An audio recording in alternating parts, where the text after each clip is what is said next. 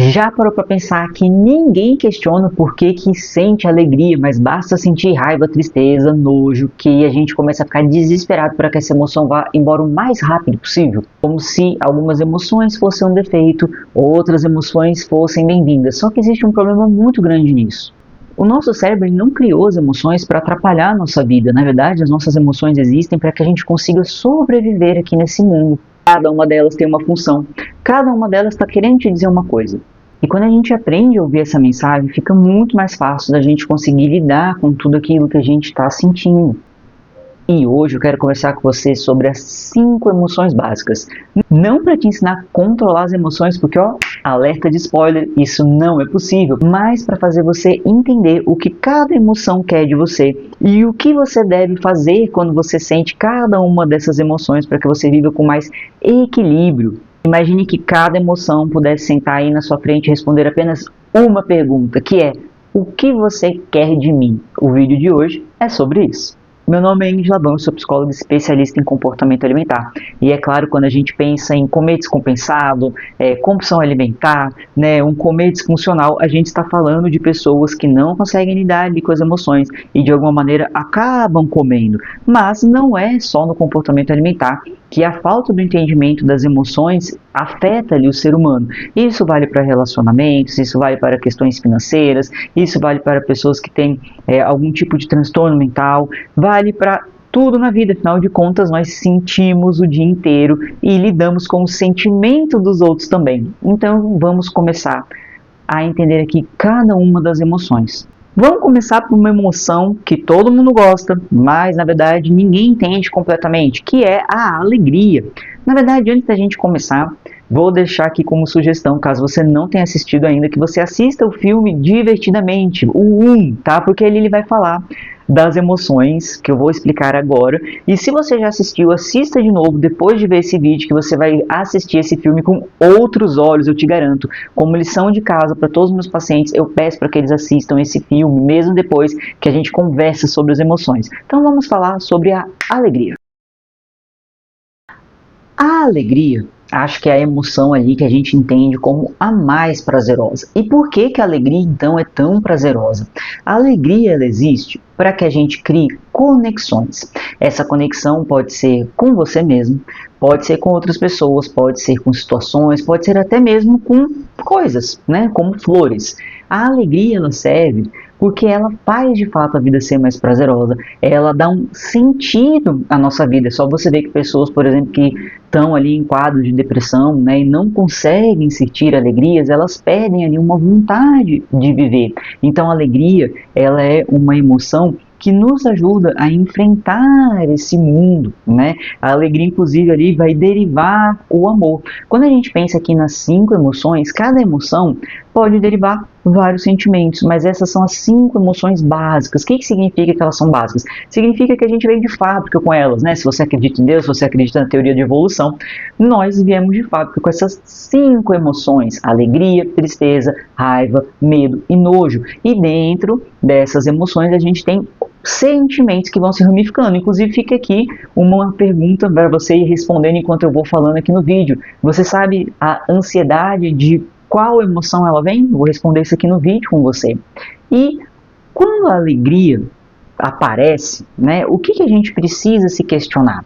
A gente precisa se questionar o que aconteceu ali, que vale a pena eu repetir, que vale a pena eu colocar ali na minha rotina, que vale a pena eu continuar vivendo, porque afinal de contas é ela que vai te trazer a alegria de viver, certo? Então, se eu de repente estou descobrindo um novo hobby que é pintar, eu descobri que eu gosto de pintar, fico feliz pintando, eu tenho que me perguntar o que está por trás dessa minha alegria em pintar, porque quando eu respondo isso, eu consigo entender o que realmente me faz feliz. Então vamos supor que alguém gosta de pintar porque gosta de criar.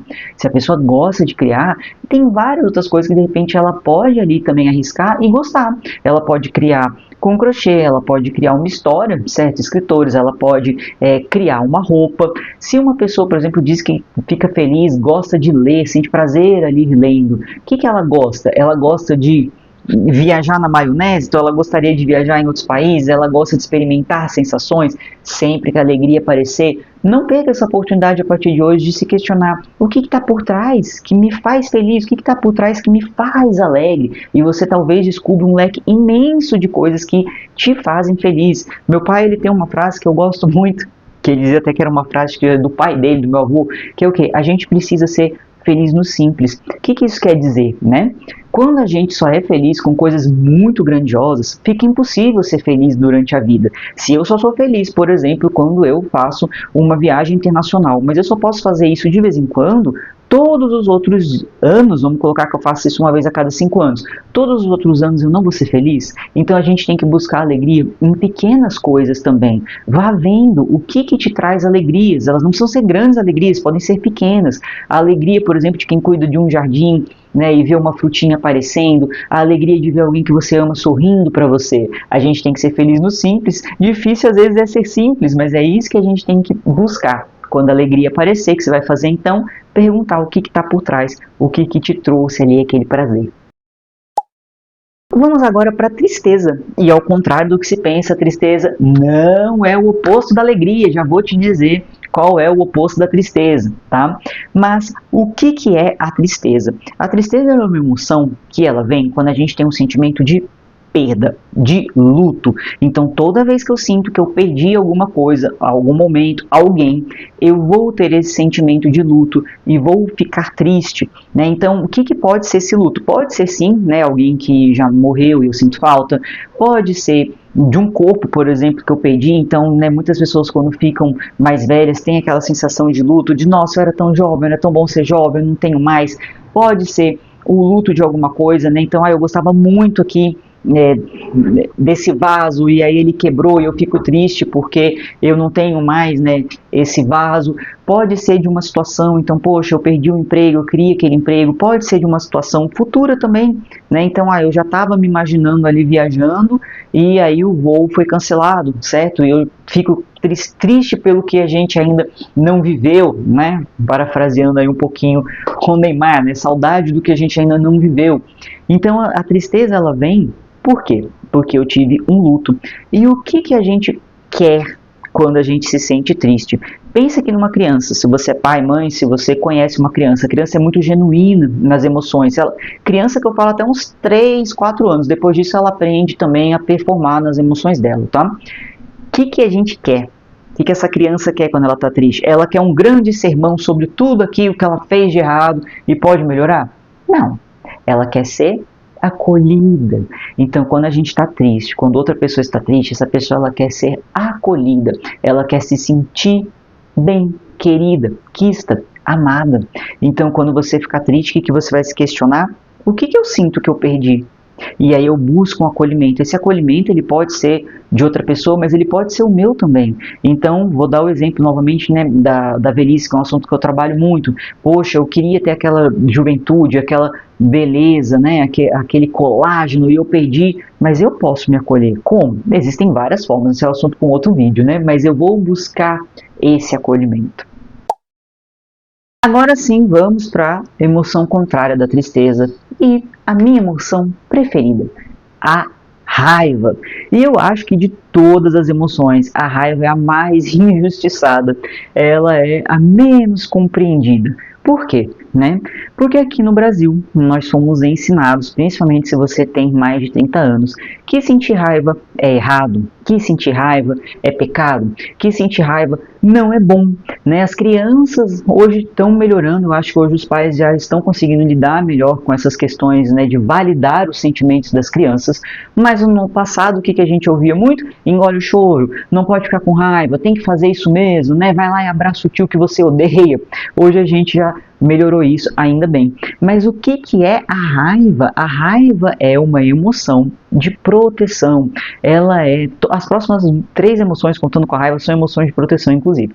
A raiva, ela vem para colocar um limite. Sempre que eu sinto que algum limite meu foi ultrapassado, sempre que eu tenho uma sensação de injustiça, a raiva ela aparece. E ela aparece para que eu coloque um limite. Olha então, se a raiva é a emoção responsável por colocar limite, as pessoas que têm dificuldade em dizer não, que têm a síndrome da bozinha, têm um problema com o quê? Com raiva.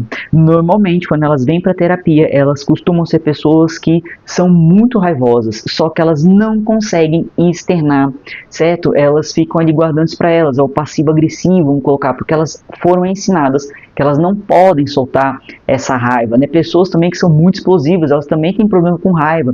Às vezes elas vão tolerando, até que chega um momento que, bum, ela explode, né? Então a raiva, ela vem para colocar um limite. Quando eu me sinto injustiçada, essa é a pergunta que você tem que responder. O que ultrapassou o meu limite? E você vai perceber que muitas vezes o que ultrapassou o seu limite deveria ter sido colocado um limite lá atrás. Por exemplo, você tem um amigo seu que sempre faz várias piadinhas que você não gosta, e você vai tolerando, ele vai ultrapassando esse limite até o momento que ele faz uma piada, faz alguma coisa que ultrapassa todos os limites, te deixa com raiva e finalmente você vai, bum, coloca ali um limite naquilo. A raiva, de uma certa forma, ela te afasta também dessa situação em que você teve que colocar um limite, certo? Quando a gente está com raiva, normalmente a gente quer sair de perto, a não ser quando a raiva vira também uma agressividade e eu quero chegar tão perto a ponto, né, de bater. E vale ressaltar, raiva não é necessariamente violência e muito menos agressão, mas é uma questão de saber colocar os meus limites. E lembra que eu falei lá no início?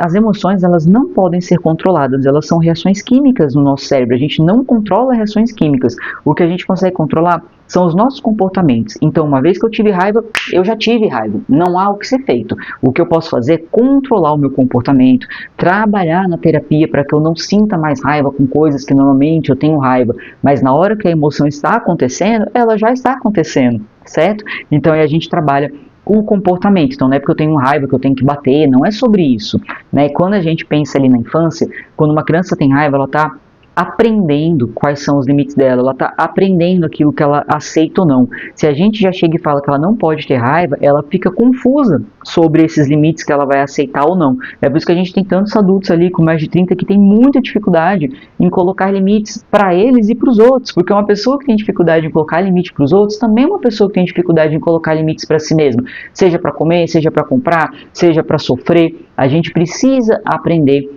a colocar esses limites para os outros, para a gente, e inclusive entender quando a gente vai colocar esses limites. Às vezes já está tarde demais, já era para ter colocado esse limite antes, então vale aí essa reflexão. A raiva, ela vem para que você coloque limites, se afaste daquilo. Próxima emoção, o medo, também uma emoção de proteção, diria que é a nossa maior emoção de proteção. Pessoas que não têm medo de nada, têm algum problema ali com a questão da preservação da espécie. Você concorda que nós só estamos aqui porque os nossos antepassados tinham medo e não foram lá colocar a mão na boca de um leão, né? Não atravessaram a rua sem olhar? O medo está muito atrelado ao perigo, né? Então isso é algo que a gente tem que perceber. O que eu entendo como perigo? Uma criança, por exemplo, não entende o perigo, ela precisa aprender o que é esse perigo. Então, atravessar a rua sem olhar é um perigo, né? Bala perdida é um perigo, né? Um leão é um perigo, senão ela vai achar que pode fazer o que quer. Então a gente tem que entender quais são os perigos e entender por que a gente tem esse medo. O medo, ele quer te preservar. Alguns medos fazem sentido, outros medos não. Lembra que eu fiz a pergunta no início de qual emoção vem a ansiedade? A ansiedade vem do medo. A ansiedade é um medo do futuro. Quem já assistiu meus outros vídeos já sabia isso desde a hora que eu perguntei. Mas a ansiedade, ela é um medo do futuro, um medo de alguma coisa que ainda não aconteceu. Então a gente tem medo tanto de coisas reais, ai meu Deus, entrou um leão aqui agora no meu escritório, quanto medo de coisas completamente aleatórias. Nossa, será que eu vou dar conta de pagar o boleto amanhã? São medos válidos também. Numa situação de medo, a gente tem que se questionar do que eu estou querendo me preservar e faz sentido esse medo? Porque a fobia, né? Então, eu tenho fobia da cor azul. Não faz sentido ter medo da cor azul. Medo de borboleta, não faz sentido ter medo de borboleta, certo? Então, esse medo, ele faz sentido do que eu estou querendo me preservar? Essas são as perguntas que você tem que responder que esse medo está te trazendo. E dentro da situação do medo, a gente tem 3 possibilidades. A gente corre, a gente luta ou a gente paralisa. E não tem uma resposta correta ou melhor. Lutar, vale a pena lutar? Às vezes é a única opção que a gente tem, né? Então eu tô com medo ali de não pagar um boleto, eu vou lutar, eu vou tentar ali vender bombom na rua, eu vou tentar vender alguma coisa que eu preciso pagar esse boleto. Às vezes eu vou paralisar e eu não vou conseguir pensar no que eu vou fazer. Na pandemia muita gente paralisou por conta do medo. Mas vamos supor que você está num relacionamento e você está com medo ali de terminar esse relacionamento, mas também está com medo de não terminar. Sabe quando a gente está nesse momento? Que você fica paralisado. Por quê? Porque você ainda não tomou uma decisão. Então, às vezes, paralisar não é ruim. E às vezes a gente foge. Vamos supor, eu tenho uma janela aqui na minha frente, que você não consegue ver. Se entrar um leão aqui, provavelmente minha primeira opção não vai ser lutar e nem paralisar, vai ser fugir pela janela. Então, as três opções, elas são igualmente boas, dependendo da situação. E por último, a gente tem o nojo, né? O nome do nojo ali que a gente vai chamar, na verdade, é aversão, porque o nojo remete à comida, né? E o nojo, né, de comida não deixa de ser uma coisa que te preserva também, né? Uma emoção de preservar. O nojo de comida te preserva ali de comer alguma coisa estragada, envenenada. Mas o nojo, né, a aversão, ela acontece quando a gente tem uma diferença muito grande ali de crenças e valores em relação a alguém, a alguma situação também. Então, quando eu olho, né, uma situação, uma pessoa que eu não concordo com aquilo que ela, né, prega, com aquilo que ela fala, que ela faz, eu tenho uma aversão. E assim como o medo, assim como a raiva, eu quero me afastar dessa pessoa. Eu quero me afastar dessa situação. A aversão é uma emoção que te afasta daquilo que não te faz bem. Se eu falar para você que eu quero que você conheça uma pessoa, né, que mata as outras, que é repugnante, você vai falar, meu Deus, eu não quero conhecer essa pessoa, Ingrid. Você tem aversão dela, você quer se afastar. Mas isso vale para coisas mais simples também. Como, por exemplo, se você trabalha com alguém que é extremamente preguiçoso, você é uma pessoa proativa, uma pessoa responsável, uma pessoa batalhadora, você vai olhar para ela e vai ter o quê? Nojo. Você vai ter aversão, você vai pensar, nossa, como pode alguém ser imundo e mole desse jeito aqui no trabalho? E isso te cria uma aversão dessa pessoa também. Lembra de uns 3, 4 vídeos ali atrás que eu falei, né, de política, falei da psicologia, né, por trás do Lula, da campanha do Bolsonaro. As pessoas, né, em questões de política, têm muita aversão ao outro. Por quê? Porque a política, ela mexe muito com crenças e valores ali nucleares extremamente importantes. Então, também é uma emoção que faz a gente querer nos afastar. Agora, como a gente vê isso no dia a dia, né? Então, eu vou fazer essas perguntas que eu te fiz aqui no vídeo, mas a gente às vezes tem várias emoções ao mesmo tempo. Vou dar um exemplo prático aqui para você entender. Vamos supor que eu e você estamos num relacionamento e você fala para mim assim, você me traiu. E eu não traí você. Naquele momento, eu, por exemplo, tenho uma emoção de tristeza. Por quê? Eu sinto um luto pelo nosso relacionamento. Eu percebo que aquilo que eu achava que o nosso relacionamento era, a base de amor, a base de confiança, não existe. E eu tenho uma sensação de perda desse nosso relacionamento. Quando eu sinto essa relação de perda, eu fico triste e quero que você me acolha, certo? Mas você continua falando que eu traí, eu digo que eu não traí, continua. E qual é a emoção contrária da tristeza? É a raiva. Quando a tristeza normalmente não funciona, a pessoa ela vai para a raiva. Essas são as únicas emoções das que eu falei aqui que são opostas e elas podem uma pela outra, tá? Só um parênteses aqui, na história você pode perceber que uma criança, por exemplo, que chorou muito e não foi correspondida, ela tende a ser uma criança agressiva, porque ela percebe que chorar não adianta, então ela vai para a raiva, tá? Então naquele momento eu percebo que a minha tristeza não está trazendo um resultado, eu não vou ser acolhida ali por você, então eu vou para a raiva, e eu começo a ter raiva. Por quê? Porque eu também me sinto injustiçada naquilo que você está falando, afinal de contas eu não te traí, e aí quando eu tenho raiva, eu vou botar um limite ali em você, então eu vou falar, ó, não te traí, para de falar, eu não quero mais falar.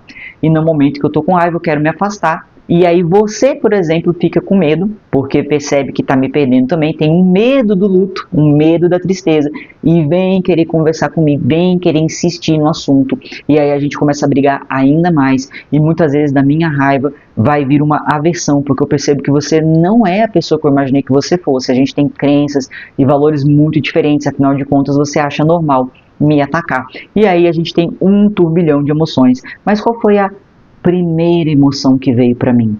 a tristeza. Nesse exemplo, né, veio a tristeza.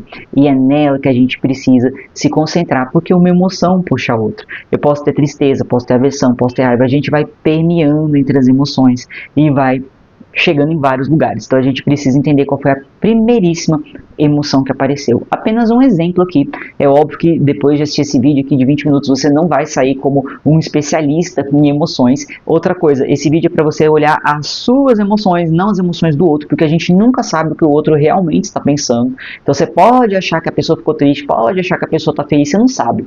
Tá? Isso é para analisar as suas emoções. E para te ajudar nisso, eu preparei um PDF com um resumo bem bonitinho, de uma página só, com tudo que eu falei, para quando você tiver a emoção, você conseguir bater o olho ali no PDF e saber o que é que a sua emoção está querendo te dizer e o que é que você tem que fazer. Se você quiser receber esse PDF, clica aqui no link, você vai ser direcionado ao meu Drive e você baixa esse PDF. Se você chegou até aqui e não me deu nenhum like, por favor me dá esse like que me ajuda muito. Compartilhe esse vídeo com as pessoas que você percebe que não conseguem entender as emoções, ou pessoas que até que você gostaria que entendessem mais as suas emoções também, quem sabe vale ali uma indireta. Se inscreve no canal também para receber mais conteúdos como esse. Toda quarta-feira estou postando vídeos aqui. Um beijo!